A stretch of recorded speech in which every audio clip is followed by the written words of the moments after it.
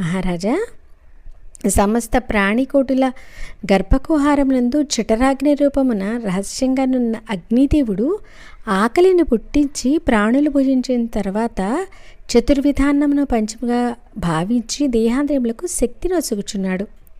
ప్రాణమాయువు సహాయంతో జఠరాగ్ని ప్రజ్వరిలును. అది చెలరేగిన క్షుద్బాధ దప్పిక కలుగును. ఆ తపమును చల్లార్చవలెనన్నా అన్నము నీరు పుచ్చుకొని శాంతపరచవలెను.